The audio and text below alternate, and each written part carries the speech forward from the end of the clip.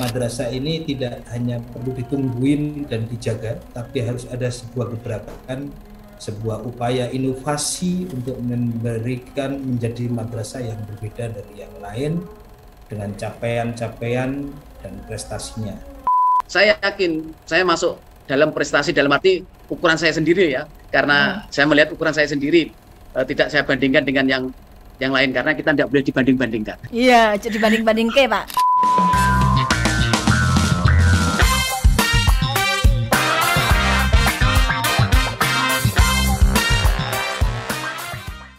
Assalamualaikum warahmatullahi wabarakatuh. Salam dulur Kemenak Jatim. Kembali bersama dengan saya Isnawati dalam program podcast Kemenak Jatim. Inspiratif, inovatif, dan edukatif. Dulur Kemenak Jatim, pada tanggal 25 November 2022 kemarin, tepatnya pada malam puncak peringatan Hari Guru Nasional tahun 2022, Kementerian Agama Republik Indonesia memberikan anugerah kepada para guru dan tenaga kependidikan yang berprestasi nasional. Pada kesempatan tersebut, Menteri Agama Republik Indonesia menyerahkan penghargaan kepada sekitar 42 orang yang dinobatkan menjadi GTK berprestasi dan inovasi dedikatif juga.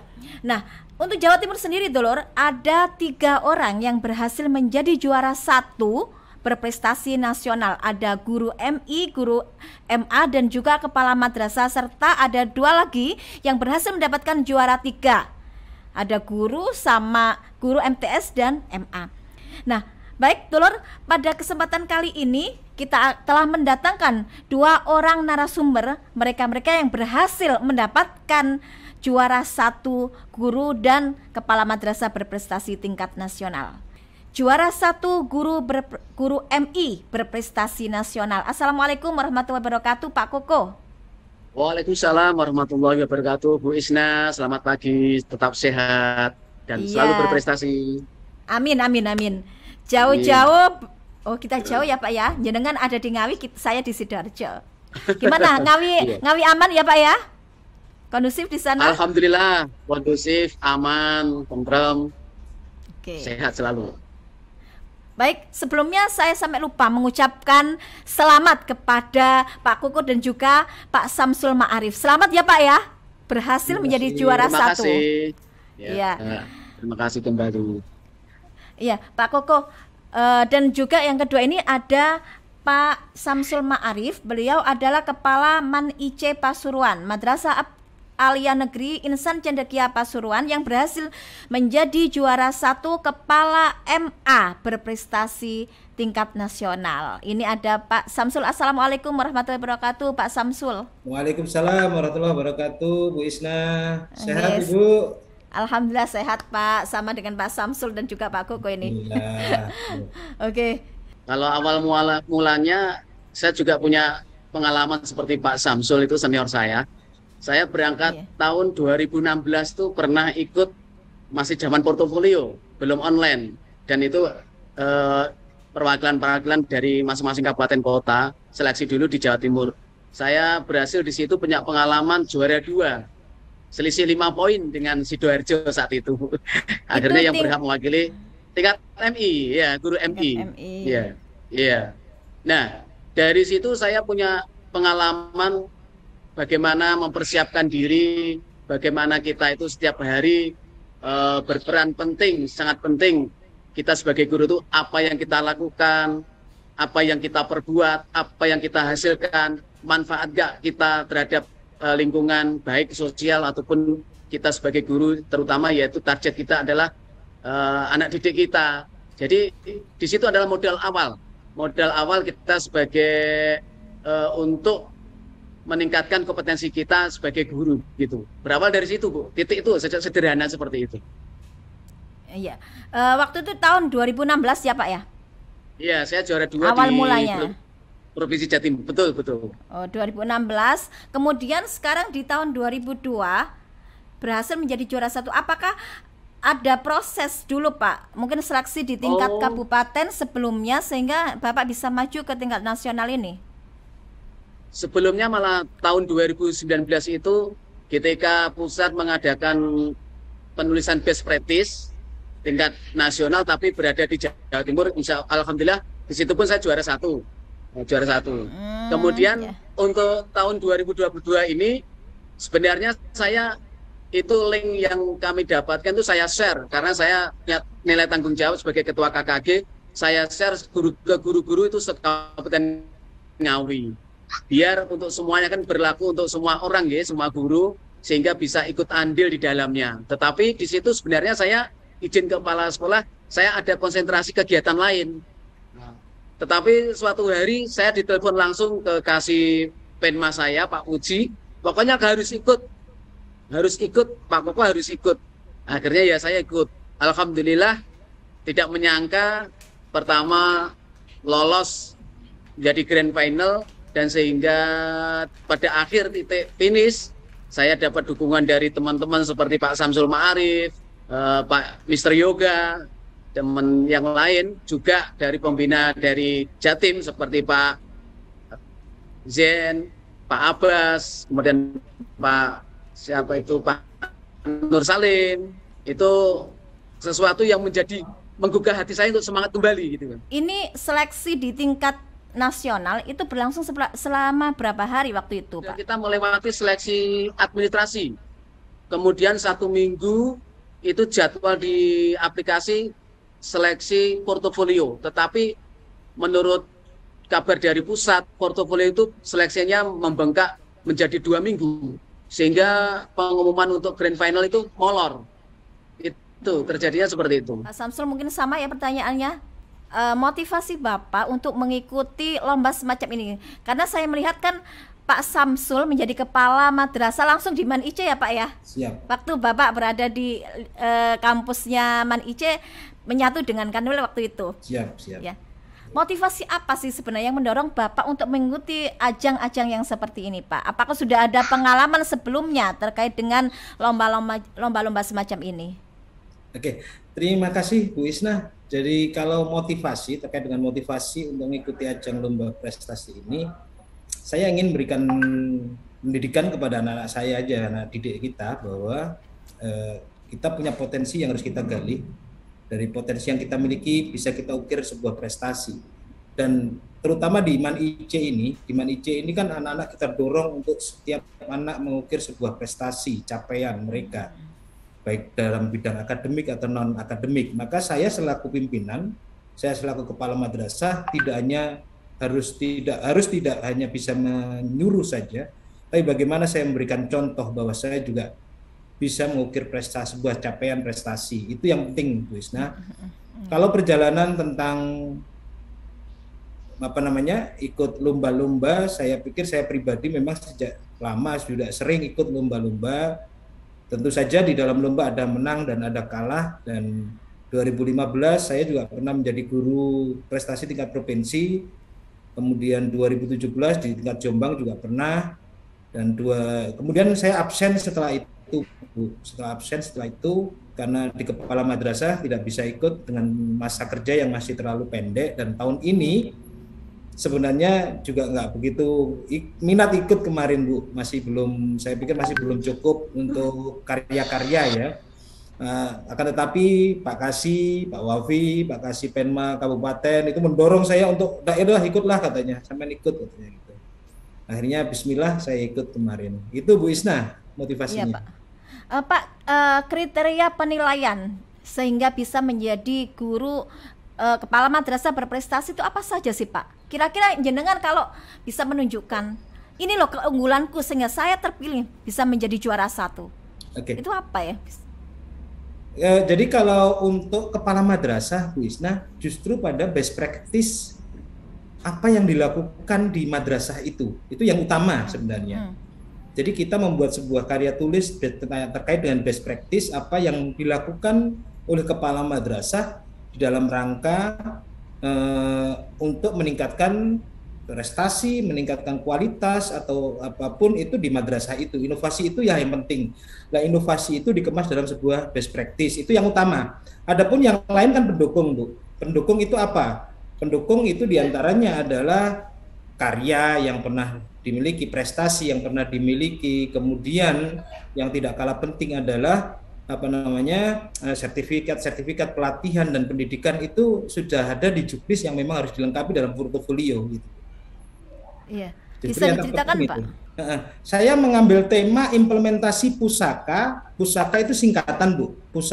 Program unggulan siswa kelas akhir mengantarkan siswa MAN IC lolos di perguruan tinggi kelas dunia. Itu yang kami tampil tema judul best practice saya. Jadi program pusaka itu kemarin kita bisa menghantarkan anak-anak kita 96% diterima di PTN. Keren ya. Lulusan alumni kedua ya. Alumni pertama kita kan cuma 90 Bu. Karena visi IC memang 90% harus diterima di PTN. Ketika 90 ini kami harus mencari upaya bagaimana caranya bisa membuat sebuah lompatan yang lebih dari target nasional itu. Karena IC targetnya 90%. Nah, kita akhirnya menggagas sebuah program pusaka. Program pusaka ada 6 program Bu di dalamnya. Yang itu alhamdulillah 2022 kemarin mengantarkan anak kita 96% itu diterima di PTN favorit. Ya, 2 anak diterima Pak di luar negeri. Nah, 1 anak diterima di luar negeri di Budapest University yang beasiswa, ada yang di IPDN, ada yang lain dan seterusnya. Itu Bu kemarin. Nah, upayanya apa Pak ini Pak? Oke, siap. Jadi di dalam pusaka tadi, pusaka singkatan Bu ya, dari program unggulan siswa kelas akhir itu, kami punya program yang pertama bimbingan intensif. Bimbingan intensif ini kita khususkan untuk anak kelas 12 sejak awal semester.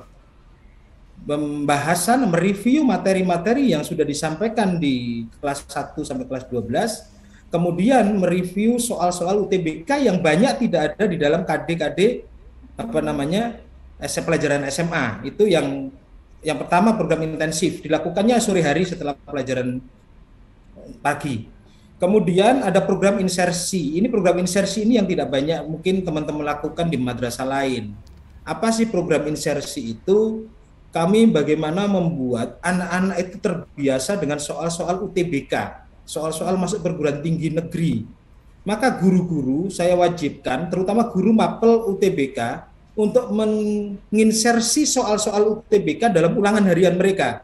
Jadi ketika ada KD ini di UTBK itu ada soal UTBK yang bahas KD tersebut, itulah dibuat latihan soal ulangan harian dengan tujuan anak-anak biasa menghadapi soal-soal dengan tingkat kesulitan seperti itu. Itu yang program insersi ya.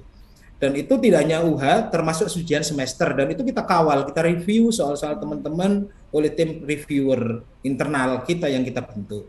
Itu program insersi. Yang kedua ada program BK. Program BK ini punya inovasi ngopi manis. Ngopi manis itu singkatannya ngobrol penuh inspiratif, masa depan indah dan inovatif. Ini miliknya BK Bu, yang leading sektornya di BK. Nah, ngopi manis itu ada karir talk, perencanaan karir untuk anak-anak, sehingga anak-anak pengambilan jurusannya itu tidak merasa dipaksa, tapi bagaimana jurusan yang cita-cita yang diambil oleh mereka itu sesuai dengan cita-citanya, orang tua mendukung, gurunya mengetahui anaknya ambisi ke sana. Itu penting. Jadi penentuan karir talk itu di situ tujuannya. Kemudian yang kedua ada membaca bersama peluang masuk perguruan tinggi. Membaca peluang ini dengan mengukur kapasitas masing-masing. Kalau saya, kemampuan saya masih segini, saya kepingin masuk kedokteran misalnya. Untuk perguruan tinggi ini grade-nya sangat tinggi, nggak mungkin saya. Sementara nilai saya masih segini. Karena saya sangat ada 2 anak kita itu ada 2 Bu. University minded atau jurusan minded. Kalau sudah jurusan minded, kita arahkan ke ambil perguruan tinggi yang lain. Nah, tapi kalau university minded, kita arahkan ke ambil jurusan yang lain gitu kan. Oke, kamu bisa masuk ini nih, tapi kamu ngambil jurusan yang ini, yang grade-nya lebih tinggi, lebih rendah. Itulah fungsi BK di sana, membaca peluang dengan kemampuan mereka masing-masing, dengan mengambil dasaran apa? Dasarannya adalah tes minat bakat anak-anak dari psikolog yang sudah kita gandeng saat ini gitu. Itu yang berpelumas. Ada yang belanja itu belajar membangun jaringan secara online. Hari ini Bu Isna, kalau kita mau memanfaatkan bagaimana mahasiswa-mahasiswa Indonesia di luar negeri dengan jaringan mereka pelajar Indonesia internasional ya, PPI itu ya, Persatuan Pelajar Indonesia PPI itu di negara mana itu bisa kita minta jadi narasumber untuk membangun jaringan anak-anak. Kemudian bisa juga kita menggunakan alumni kita yang sudah diterima di perguruan tinggi negeri sebelumnya, angkatan sebelumnya, untuk memberikan materi kepada adik-adiknya sehingga adik-adiknya punya wawasan. Kita bangun sebuah jaringan secara online semacam itu. Kemudian yang terakhir adalah program Kopi Manis tadi, ada info PLN, itu info perkuliahan luar negeri. Anak-anak kemarin kita ajak misalnya ke Zuro Edufair di Surabaya. Kemarin kapan hari kita ngundang dari PPI mana gitu. Nah, dari juga termasuk kita siapkan anak-anak dengan program TOEFL-nya untuk menghadapi kuliah ke luar negeri itu. Kita tes TOEFL untuk anak kelas 12 biasanya di IC itu. Itu program Kopi Manis, Bu. Kemudian ada program Kampus Expo. Kampus Expo itu kita adakan dengan menggandeng perguruan tinggi yang ada di sekitar kita di Jawa Timur, perguruan favorit, baik itu UIN atau PTKIN atau dari perguruan tinggi umum, Unibro, dari UNER, dari ITS dan seterusnya, dan juga anak-anak kita yang sudah tersebar di UGM, di UI, di ITB itu kita undang untuk datang membuat expo, kampus expo di IC yang untuk tujuannya anak-anak lebih dekat mengenal perguruan tinggi yang mau dituju, kemudian lebih dekat bertanya-tanya terkait dengan syarat-syarat dan seterusnya. Yang tidak kalah penting lagi, program kelima itu di kami, Bu, ada studi tour. Studi tour itu setiap Sabtu Ahad pagi tryout rutin. Jadi kami anak-anak kelas 12 itu kita kasih tryout rutin pada Sabtu atau Minggu, kalau nggak Sabtu ya Minggu gitu. Itu ada beberapa cara tryout yang diadakan oleh Bapak Ibu guru sendiri dengan tujuan mengukur capaian apa yang telah diajarkan sudah sampai berapa persen dikuasai anak. Tryout pertama. Tryout yang kedua, tryout dengan menggandeng lembaga lain dengan tujuan, karena UTBK itu berbasis IRT, Item Response Theory. Kalau kita adakan internal kita nggak bisa mendekati kebenaran hasil tryout itu. Maka kita libatkan lembaga-lembaga bimbingan belajar atau aplikasi-aplikasi yang bersifat nasional tryout-nya, sehingga anak-anak kita hasil tryout-nya itu mendekati kebenaran. Yang tidak kalah penting adalah tutor sebaya. Ini yang mungkin bisa diterapkan di madrasah lain. Tutor sebaya itu ketika anak-anak kita mungkin menghadapi kesulitan, bertanya kepada gurunya nggak berani atau takut, maka tutor sebaya inilah fungsi. Nah, siapa yang menjadi tutor? Yang menjadi tutor adalah anak-anak kita yang selama ini kita himpun dalam sebuah study club, mapel fisika, kimia, biologi, yang mereka biasanya yang kita kirim untuk olimpiade, itulah yang menjadi tutor sebaya teman-temannya, sehingga anak-anak lebih nyaman karena belajar dengan teman. Ketika dengan guru tidak nyaman, mungkin tertutup dengan temannya tadi. Dan itu biasanya malam hari di IC itu, bisa di kantin, bisa di kelas, mereka tinggal milih tempat di mana gitu. Tapi kita kawal karena kita malam ada guru piket menjaga mereka. Iya. Yang terakhir itu moderasi beragama harus kita bekalkan juga untuk anak-anak kita sebelum masuk perguruan tinggi favorit di Indonesia. Itu, Bu. Terima kasih, Bu. Okay. Gitu. Oke, Pak Samsul, dari beberapa program yang Bapak sampaikan tadi, kira-kira yang menjadi poin kekuatan jenengan, yang menjadi poin tambahan, yang kelebihan dari Pak Samsul itu bagi Dewan Juri kira-kira apa ya, Pak ya? Satu yang program insersi dan tutor sebaya tadi. Kalau bimbel kan semua madrasah punya, Bu. Iya. Kampus Expo hampir semua madrasah ada. Tapi program insersi inilah sebuah yang mungkin tidak pernah dilakukan oleh kita selama ini. Yang kedua, tutor sebaya. Memanfaatkan anak-anak kita yang punya kelebihan-kelebihan pada mapel tertentu. Yang itu bagi kita adalah sebuah kekuatan yang harus kita manfaatkan. Itu. Betul. Okay. Baik. Sekarang mungkin saya beralih ke Pak Koko. Pak Koko, mungkin sama dengan Pak Samsul tadi ya. Apa sih yang menjadi kekuatan dari Pak Koko ini sehingga Dewan Juri menetapkan Pak Koko menjadi juara 1 ini, Pak? Kalau saya mencermati ada beberapa elemen dalam nama lomba di sini. Kalau saya yang paling utama di situ adalah portofolio kita sendiri, Yang kedua, bagaimana kita berjalan atau bagaimana kita yang lakukan dalam, terutama saya sebagai seorang guru, pelayanan terhadap siswa. Itu yang paling terpenting. Di sini mengedepankan bagaimana anak itu bisa berperan semua aktif dalam setiap pembelajaran. Meski jelas metode yang kita gunakan tidak serta-merta semua, tidak ada celah anak untuk tidak diperdayakan. Jadi semua berperan aktif di situ. Itu kunci dari KTI saya tentang desain pembelajaran di kelas. Lalu yang kedua, jelas bagaimana kita... Baik, Dulur Kemenak Jatim, mungkin karena secara jarak di sana, secara geografis di Ngawi juga kita nggak tahu kondisinya seperti apa sekarang cuacanya. Kita lanjut aja dengan Pak Samsul. Baik Pak Samsul, berapa tahun ini Pak? Ini tahun kelima. Pasuruan. Ini tahun kelima. Tahun kelima. Kita baru meluluskan 2 angkatan. 2 angkatan dan berhasil juga sebagai Bapak bisa menjadi contoh bagi anak didik dan juga guru-guru yang lainnya. Nggih, Pak.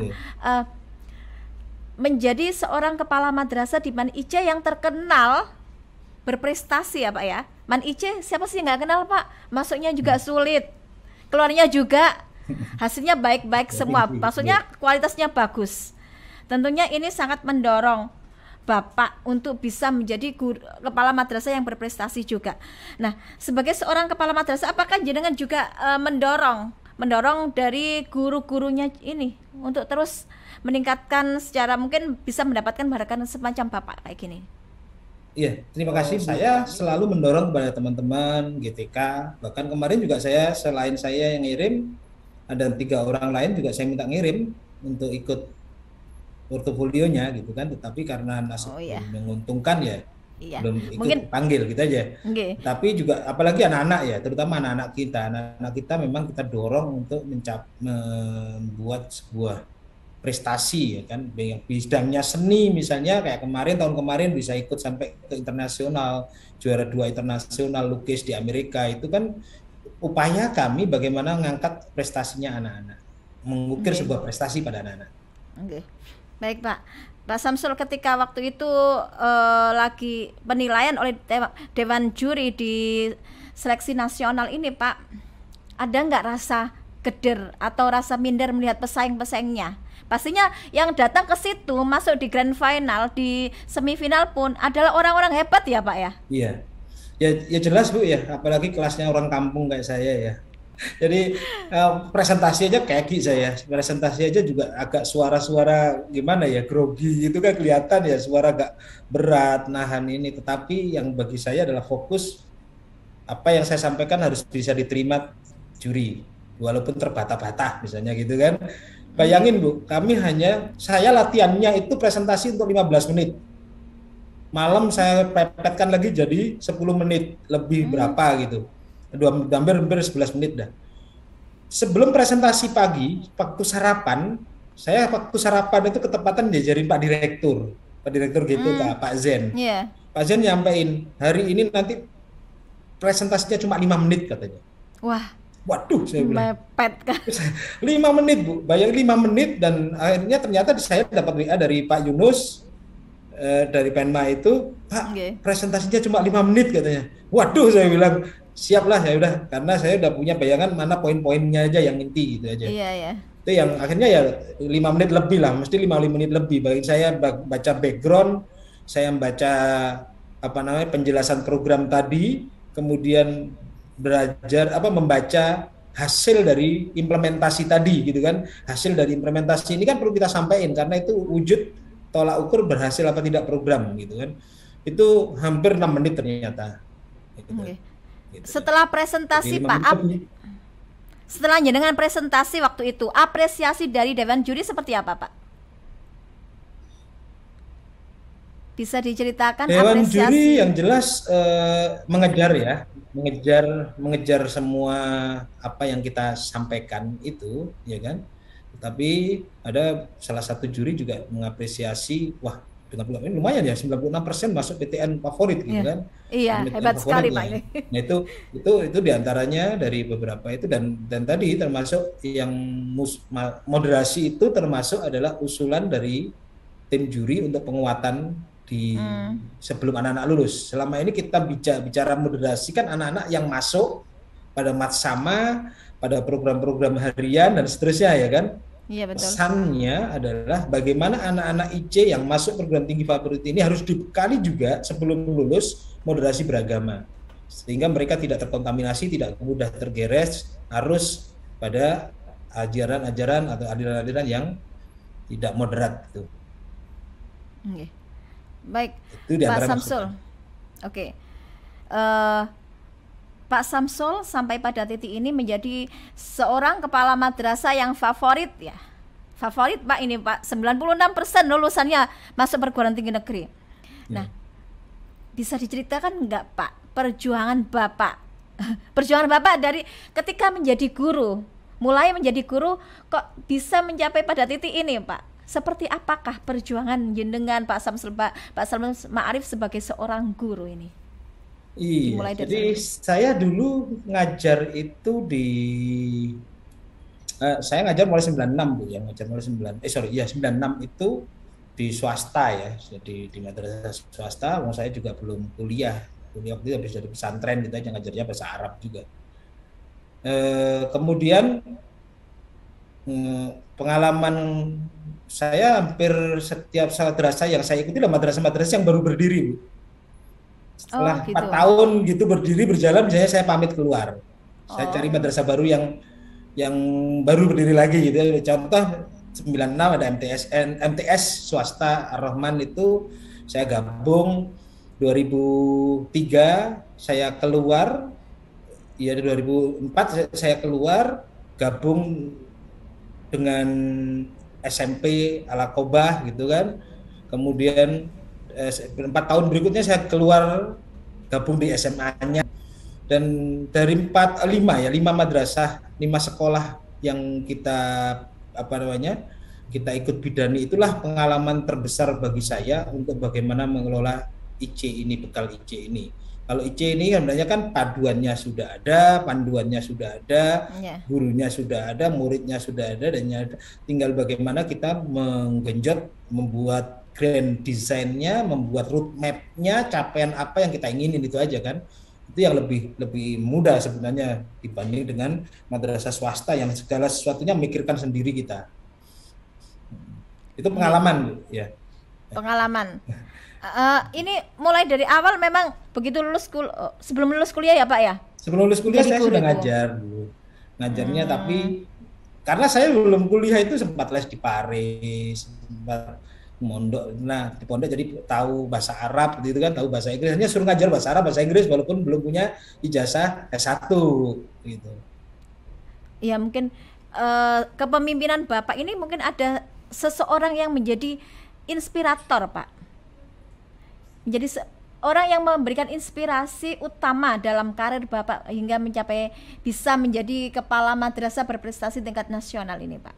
Kalau inspirator itu? Saya itu hidupnya mengalir aja Bu ya, mengalir saja.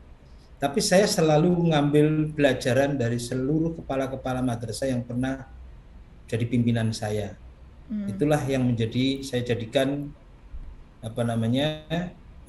pelajaran penting dalam hidup saya untuk bagaimana ketika diamanahi jabatan yang sama kita bisa ngambil yang positif seperti itu, ya kan? Itu dari sisi kepemimpinan. Dan kalau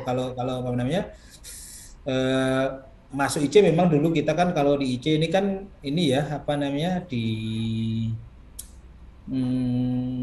open bidding ya istilahnya ya, dilelang gitu kan, siapa yang mau mendaftar ya. Itulah kesempatan mungkin saya coba untuk memberanikan diri melamar posisi kepala itu, walaupun sebelumnya masih di Jombang belum pernah jadi kepala Ibu.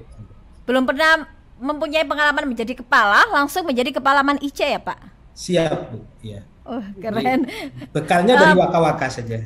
Oh sebelumnya waka-waka nggih Pak. Tapi sudah punya keberanian ya Pak ya waktu itu untuk bisa melamar menjadi kepalaman IC yang sangat diperhitungkan di Indonesia. baru berani tantangan. Mencoba tantangan, Bu. Aduh, Mencari keren, tantangan Pak. sebenarnya. Mencari tantangan, tapi alhamdulillah berhasil ya Pak ya. Baik, ini Ya. Pak Koko sudah bergabung dengan kita. Pak Koko mungkin bisa maaf. di enggak Maaf terlempar lagi ya Pak lagi. ya. Ya Allah. Ya. Pangapunten iya. saya itu bahwa dari keempat elemen untuk pencurian tadi adalah masing-masing punya kekuatan tersendiri. Yang pertama jelas kalau administrasi kan semuanya merata. Yang kedua portofolio itu sendiri, bagaimana kita tuh sebagai guru aktif di dalam kita sebagai guru, terutama seperti PKB, seminar-seminar, kemudian peran kita sebagai guru itu aktif apa tidak dalam penulisan-penulisan dan serta kegiatan-kegiatan sosial kita di masyarakat.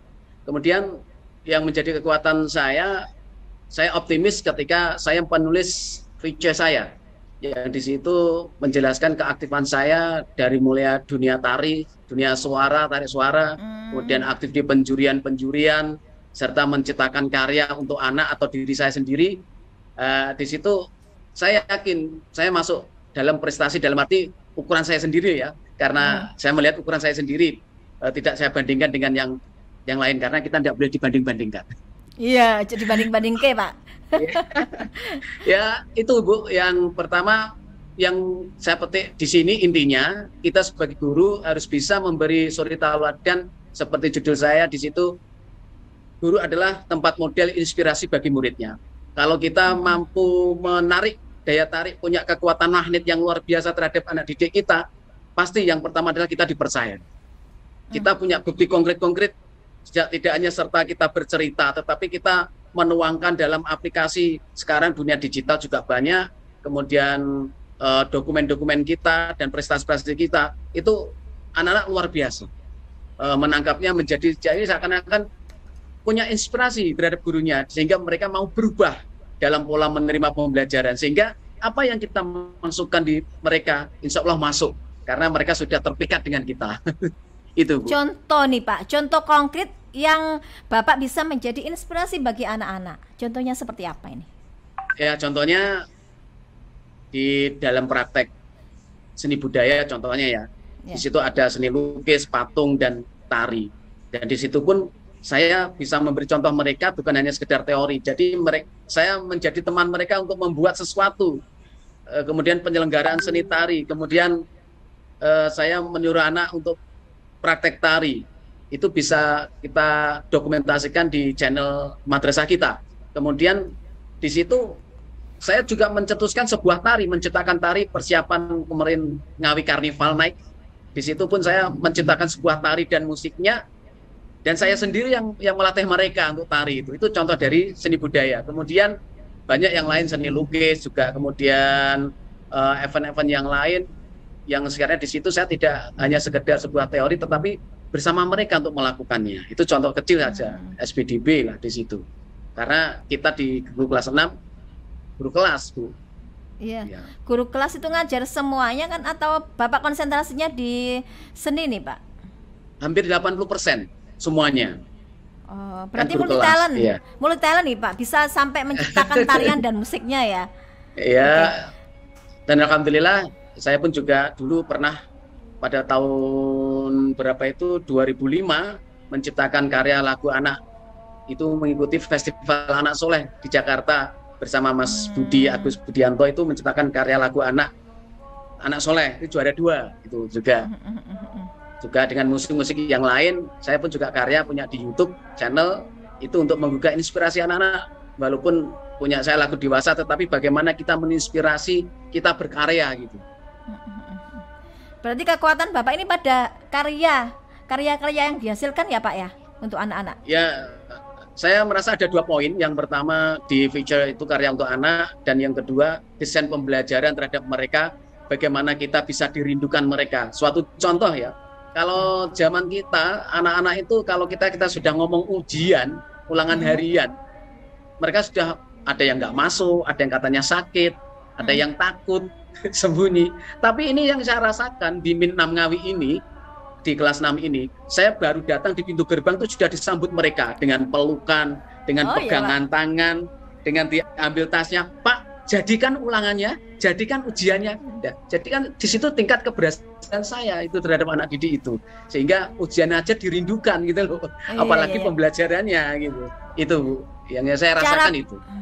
Cara pengajaran yang sampai dirindukan oleh murid itu kira-kira seperti apa? Mungkin bisa dibagikan ke Dulur Kemenak Jatim, terutama guru-guru.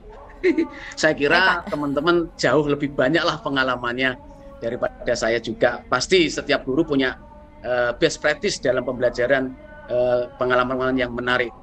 Yang jelas kunci saya pertama di mereka adalah ada muatan-muatan nilai sosial ataupun setiap hari inspirasi ataupun mendorong mereka untuk percaya diri. Itu yang pertama. Yang kedua, menjembatani dan mengakui keberagaman mereka dalam menerima pembelajaran, dalam menyiapkan sarana prasarana pembelajaran. Saya bisa menerima mereka semua dari kalangan anak itu.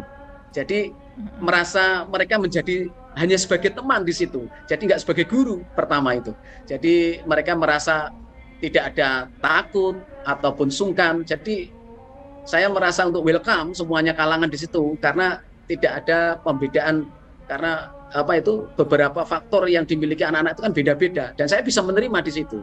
Nah itu mungkin mereka percaya dari situnya dulu, awal dulu itu. Ya Pak, mungkin ada pengalaman menarik nih ketika Bapak mau presentasi di hadapan Dewan Juri. Ini yang lucu ini, Mbak. Ya. Ini yang lucu dalam sejarah presentasi saya disuruh nyanyi itu. Oh ya. Iya, oh ya bisa, nanti bisa nyanyi juga loh Pak di sini Pak. Oh, okay. Biar disuruh nyanyi saya kaget. Jadi akhirnya suasana hangat itu menjadi kayak adem gitu di situ dari ketiga juri itu. Walaupun ada yang juri yang satu yang killer tentang mengobrak-abrik penelitian saya. Iya. Tapi di awal itu juga ditutup dengan rasa adem karena yang dibuka di situ adalah saya disuruh nyanyi. Disuruh nyanyi saya hanya sebentar. Loh, kok sebentar Mas? Berarti Anda bohong ini. Feature Anda itu bohong. Oh, maaf Bapak, bisa dilanjut di channel YouTube saya gitu. Saat itu juga dibuka. Ketiga jurinya tuh langsung buka channel YouTube. Oh, ini ya. Oke, Anda tidak bohong gitu. Itu satu. Yang kedua, saya di situ ada juri yang mengatakan kamu bisa menciptakan tari. Mana bukti konkretnya? Saya suruh buka channel di Ngawi Carnival Night. Di situ kebetulan ketika presenter di acara itu menyebutkan nama saya dan karya saya tari itu. Itu baru percaya itu juga gitu. Jadi bagaimana kita yang tuangkan di situ kreativitas kita selama kita itu hidup berkarya bagi orang lain dengan khususnya anak didik kita itu insya Allah ya kita bagaimanapun bisa membuktikan ya aman saja karena tidak ada rekayasa di penulisan itu gitu. Itu yang terpenting. Iya, ada rasa grogi nggak Pak waktu itu ketika Bapak mau presentasi di hadapan Dewan Juri? Mungkin melihat pesaing-pesaingnya yang juga tentunya membawa hasil karya yang bagus juga ini. Saya terima kasih banyak sekali atas saran dan pembinaan dari khususnya dari Kanwil, Pak Nur Salim, Pak Abbas, Bapak Abdul Wafi itu memberi motivasi yang luar biasa serta sesuatu yang harus dikerjakan yaitu salah satunya adalah membuat expander. Expander itu saya terheran-heran dan ini di luar dugaan saya membuat expander yang di situ membangkit semangat saya dan secara tidak langsung itu juga menjadi daya tarik tersendiri sehingga saya menjadi pede melihat peserta yang lain tuh banyak yang tidak pakai itu gitu loh. Jadi dari segi kesiapan itu mungkin bisa dibaca oh ini lebih siap. Ya itu mungkin salah satu taktik kita bagaimana kita mencuri perhatian terhadap juri kita gitu. Kalau grogi siapa sih yang namanya manusia namanya dihadapkan beberapa juri pasti ada grogi lah. Tapi bagaimana kita memanage diri kita, mental kita tidak jatuh dan selama kita bisa memberi suatu jawaban yang realis dan itu pun logis sesuai dengan penelitian kita, insya Allah aman. Gitu. Oke. Pak Koko ya sampai lupa Pak. Pak Koko, ya, Bu. Menjadi guru ini apakah cita-cita sejak kecil atau muncul karena ada keterpaksaan akhirnya harus menjadi seorang guru? cita-cita yang luhur ini adalah saya termotivasi ketika keadaan saya masih sekolah dasar. Di situ bagaimana saya pengen menghilangkan paradigma yang terjadi saat itu. Tidak tahu saya masa kecil itu sudah ada pemikiran seperti itu. Karena saat masa-masa seperti itu banyak pilih kasih ataupun guru yang tidak bisa menjadi guru di kelas itu. Jadi semacam kayak pemetaan dari nilai strata sosial ataupun kepandaian ataupun pelayanan terhadap anak didik itu saya kira mengalami ketidakkeadilan. Maka saat itu saya punya cita-cita ya berdoa, saya ingin jadi seorang guru dan saya ingin menghilangkan cara-cara seperti ini. Itu Bu, saya dari sejak SD sudah ada niatan ingin jadi guru gitu. Ya, dalam pengajaran keseharian di Min 6 Ngawi ini. Oke. Alhamdulillah. Saya beralih ke Pak Samsul. Pak Samsul, saya tadi sempat membaca di feature-nya Pak Samsul ini. Pak Samsul sebelum menjadi seorang guru menjalani beberapa profesi. Apakah sebelum bercerita tentang masalah profesi sebelum menjadi guru, Pak Samsul ini cita-cita awalnya apa, Pak? Apakah memang itu pengen menjadi guru atau nasib yang bawa Bapak ke situ? Seperti apa, Pak? Pertanyaannya susah dijawab ini. Jadi gini, saya dulu setelah pesantren itu mau kuliah itu pulang di rumah dimarahin sama orang tua gitu kan, karena ngapain kamu pulang, harusnya kuliah aja di sana sampai selesai kan gratis bla bla bla. Saya mau kuliah di luar, saya bilang, tapi bapak saya bilang saya setelah ini harus membiayai adik-adikmu karena adik-adikmu juga butuh sekolah dan seterusnya. Akhirnya saya tidak kuliah Bu, itu saya coba untuk buruh tadi itu, buruh di toko sayuran, jualan sayuran gitu kan, membantu orang jualan sayuran di toko pernah gitu kan sampai 4 bulan gitu kan.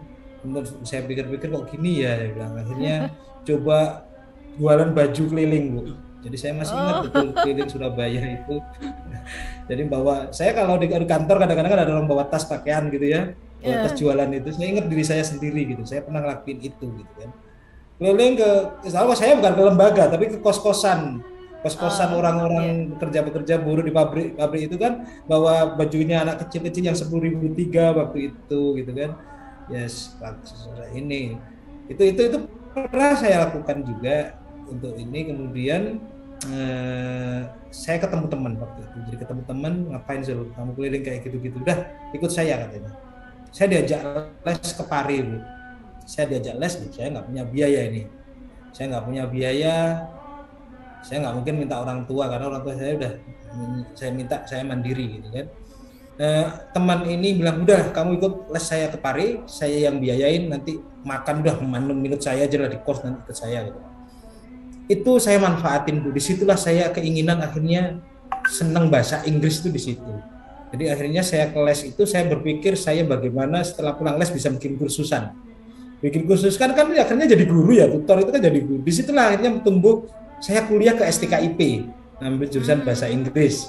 Dari STKIP kan jadi guru akhirnya ini kan. Nah dari situ kemudian diminta teman-teman bantu mendirikan madrasah baru dan seterusnya. Pagi ngajar, sore kalau nggak kuliah ya ngelesin gitu.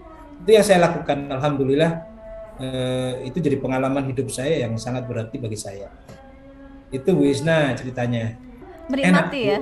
Kalau tapi ya lihat sendiri ya. Ini cerita Bu ya.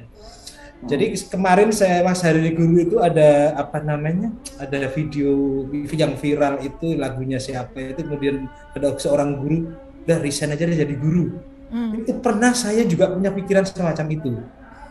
Jadi ketika saya ngajar di SMA masih swasta waktu itu, saya kan pada kondisi sudah bayarannya guru ya nyuwun sewu Ibu ya. Iya, saya juga pengalaman Pak. Nah, saya juga pengalaman. Itu ada pikiran saya, udahlah nggak usah jadi guru aja, saya keluar aja ya. Saya bilang, saya nyari apa atau jadi guru di mana, banyak guru, saya bilang gitu kan. Teman saya yang ngingetin, Sul, kalau kamu sudah itu jadi pilihan hidup kamu, kuliah kamu sudah di situ, kenapa harus mundur sekarang kamu? Udah lanjutin katanya. Lanjutin aja.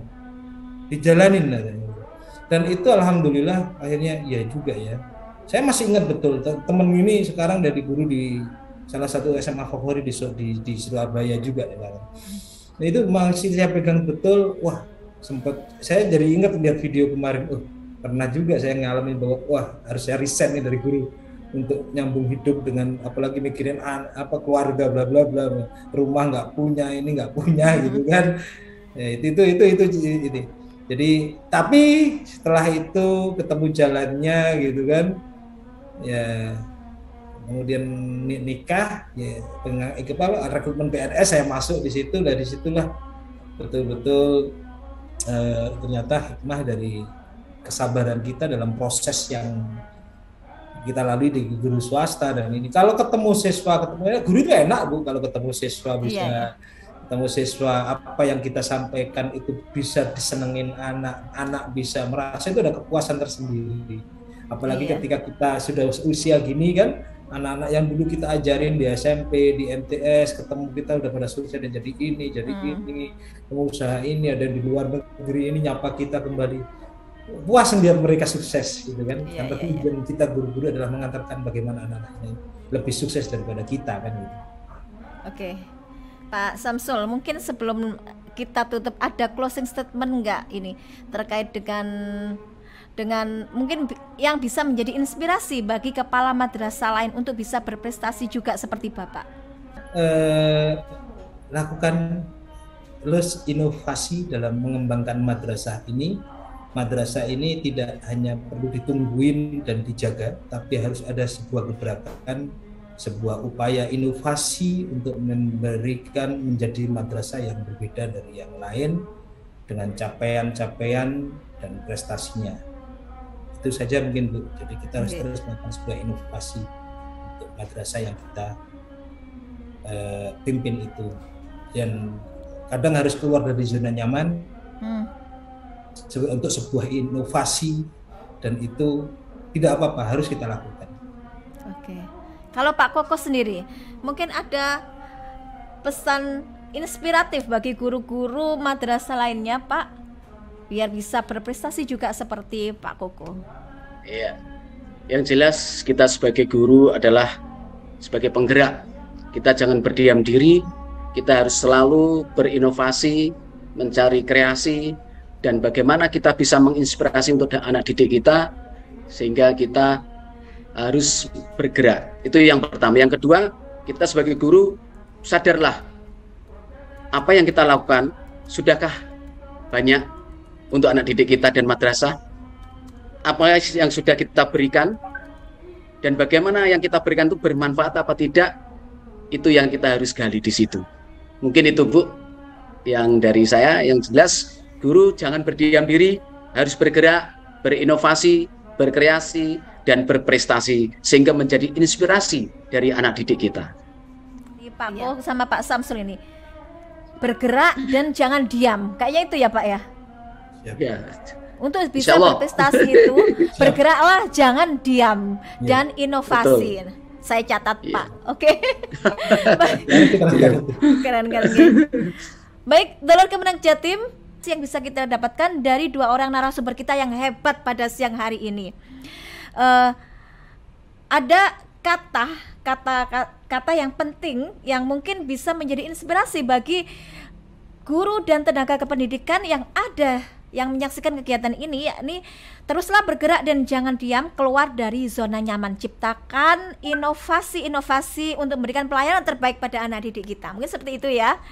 Baik, Dulur Kemenang Jatim, semoga podcast kita pada kali ini bermanfaat bagi Dulur Kemenang Jatim semuanya dan bisa membawa inspirasi, mengambil yang memberikan kemanfaatan bagi lembaga pendidikan yang kita jalani saat ini. Menjadi seorang guru adalah tugas yang sangat mulia, dan teruslah memberikan pendidikan bagi anak bangsa.